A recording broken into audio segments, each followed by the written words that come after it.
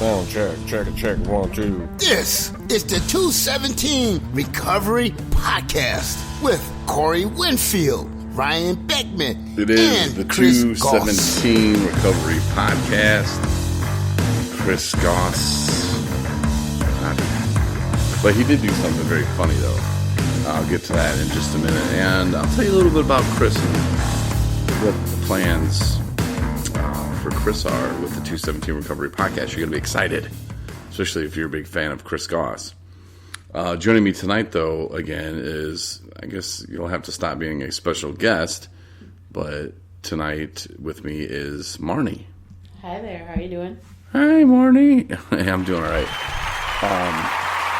How's the COVID-19 holding up? I know that you are one of the few people who have a job. It's a very important job, and it's not at McDonald's or Burger King, which, like, seriously, like, though, like, people would used to maybe a month ago or 2 months ago be like, I don't want to work at no McDonald's, or I don't do none of this, I'm not going to be pizza guy or nothing. And now, like, those are like some of the most important people. And we actually stopped at a gas station today, and the guy at the gas station was like, yeah, I went from being like a maintenance guy to, what did he say?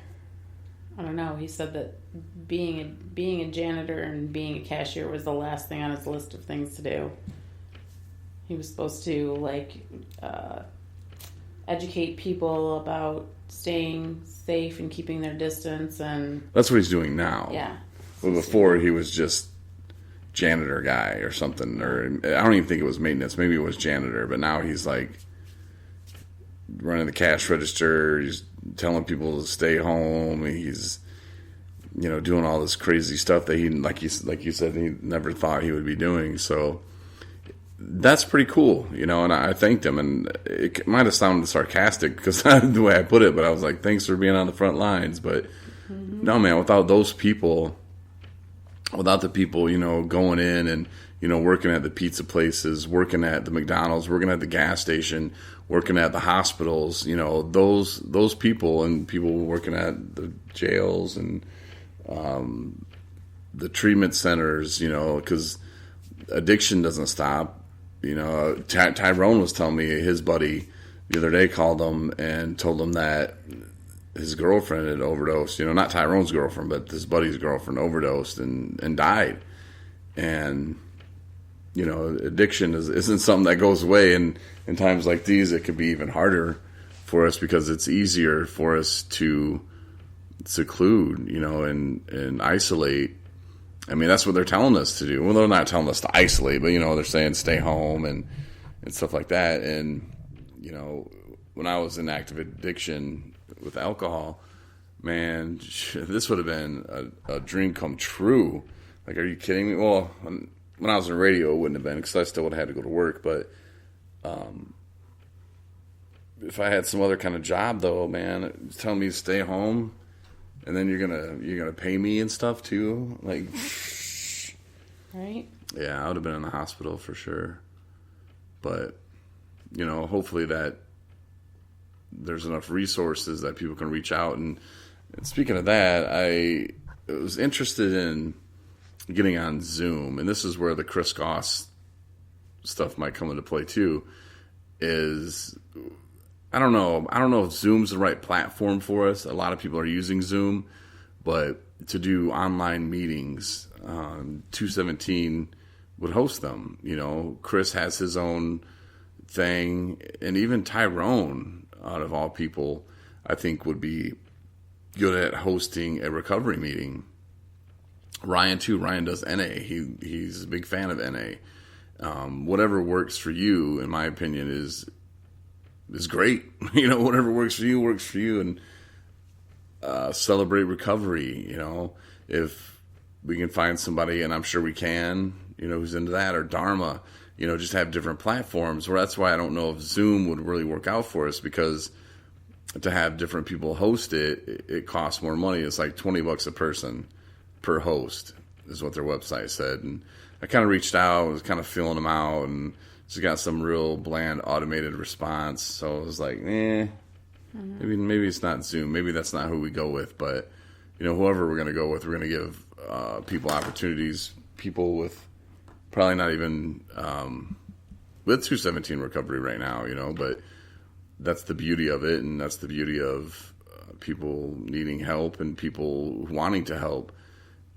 But that will be coming hopefully within the next few days, but we'll figure a couple things out and get that rolling. Yeah, to help people out. I have a question about that. When you first mentioned it, I was going to ask you, but then I forgot. So, like, when you say recovery meeting, is it following a certain, like you said, NA or whatever for? Would we be following a particular pathway presentation? Like, this is a open / meeting of what? Is there just like, can it just be whatever? Can it just be like a just recovery based meeting? Doesn't have to actually have a label on it. Well, this is how my understanding, whoever's chairing the meeting can run it however they want. Mm-hmm. I've been at meetings where they don't do any readings. I've been at meetings where 98% of the meeting is a reading. I know Ryan, when he runs NA, he loves doing readings. So, he would probably do the normal readings of an NA, and that would make some people feel comfortable probably. Right. The meeting that I would run, I don't know. I might do a few things here and there. The meeting I would run would probably be AA, but, I don't think I would read every single thing. That's the thing with Zoom, too. You only get 40 minutes. Uh-huh. To spend 20. And again, some people might want that. Some people need to hear the readings every time. I don't know. So you post them, like the times they're going to be? Is that how it works? Yeah. I'm learning just as much as everybody else who's listening right now, just so you know. Yeah, and there's a link and you go to it, but like we could do a free meeting all day long. Right. With one host, and the link would be 1TB671742M6, and I'd rather I heart cut and paste. No, you could copy and paste it, but I'd rather it just be 217 recovery. Yeah. And that would be the business plan. And then, like I said, too, I want other people to host it. Right. And host different meetings. And, in order to have that, you would need, the different plan. And that plan, the one that I was looking at, would be $20 a person, which if you think, hey, put a donation button on there, and we could probably do something like that too, but I want to reach out and just make sure that whatever platform or whatever service we use and we decide to go with, that we're not using that for 2 weeks and then 2 weeks later we're like, oh, wait, hold on, everybody, we switched over to this other one, and people already got comfortable, and, some people maybe had to learn it, and then, I don't know, I don't want to make people jump through hoops, and when I put it out there, I want people to understand, hey, this is where I go, this is what I do. It's very simple. I think that's a fantastic idea. Well, thanks. I didn't know. No, but I think that's just the way to do it, and instead of rushing into things, and not that Zoom's bad, but I don't know, I just feel like there's probably something else out there that maybe I haven't explored deep enough just yet, but I don't know, we might sound a little different tonight. I don't know, the microphones. Oh yeah.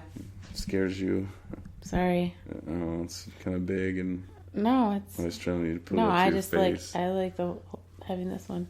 Okay, but we are actually in a hunker down base because I was at the sober living house, which I had left. Yeah, we should talk about that too. And, there comes a time, the 18th of March was when I moved to Boyne City. I got out, I want to say the 15th of rehab, went home to my parents' house for a couple minutes. Well, not a couple minutes, a couple days. And then on my way to Boyne City, my grandfather died. And that would have been easy. Well, turn the car around, let's go back. But I knew that I needed to go to sober living, so I thought, it wasn't anything that was sudden. I'm glad I got to see him before he passed. But I don't know. I had a sense of relief when I was driving on 131. And then there was some sun coming in. And I don't know. I felt a sense of relief for him. He was in a lot of pain. And I know he would have wanted me to keep going, and to get to sober living. And I did, and I did that for a year in October. So not a year, but I mean, in October, co-managed a sober living house in Boyne City, which was interesting. And it was a lot of more responsibility than I thought. And you really had to make sure you were doing what you needed to be doing because, the other guys in the house, they look up to you. And, I didn't sign up for that, but at the end of the day, that was the reality of the situation. So I did that for a few months. Guess some financials kind of fell out. But at the same time, it was time for me to kind of move on anyway. Mm-hmm. And opportunity presented itself. Mm-hmm. And I don't know, everything just kind of fell into place how it should. And now I'm going to be living in Traverse City, working for an addiction service place here in Traverse City, which I'm really excited about. The company that I'm going to be working for, they seem, and I've done stuff with them in the past. Kate Kerr is their, I don't want to call her promotions director, but she's pretty much kind of that. And we've done stuff with her in the past, rethinking addiction. And just from the interaction I've had with her, just class act, man. Like, I'm excited to be a part of this company. And it's just a very small role, but who knows what it's going to come of it. But just to have that confidence in a place that you're going to be working for, I think is huge. I did dabble at another place not too long ago, and I went in there just because I think God wanted me to. It didn't make any sense, but I did it anyway. I didn't want to work there. I wasn't a big fan of the place, and it got me where I needed to go. It got me through what I needed to get through, and we parted ways, and I was happy with that. Really actually thrilled and relieved with that. And now it's like another chapter is opening up. And when you hear people talk about the promises in AA and NA, I guess too, but those promises, man, are so real and things get so much better. And I don't look at things in a negative light really anymore. It's easy to, life happens. And when you start realizing, at least for myself, when I start realizing that I have to figure out what I can control, and the only thing most of the time I can control is how I act. A situation comes at you, and you can sit there and you can throw yourself a pity party or think you got COVID-19 and, just go nuts. But you can also act and think, well, this has happened, like, other people are watching me, and how am I going to do this, and how am I going to do that? Am I going to lay down? I definitely don't want to live a life of an alcoholic. I don't want to drink every day. I don't want to drink ever. I don't want to do that. There's so many things that I do and to just pass the time. I mean, there's not enough time in the world, I swear. Like, there's so many things that I want to do, and that's a good problem to have. Mm-hmm. I think you can get yourself wrapped up though, but I think just having a positive outlook, and it's easier said than done sometimes, but at the same time, you spend just as much energy hating things or being negative then it's kind of like that saying, living, I can't remember. It's like living broke is hard, and living paycheck to paycheck is hard, or something like that. But it's like you choose. Either way you're gonna choose, and they're both hard. So do you want to live life A or do you want to live life B? You want to be broke, drunk,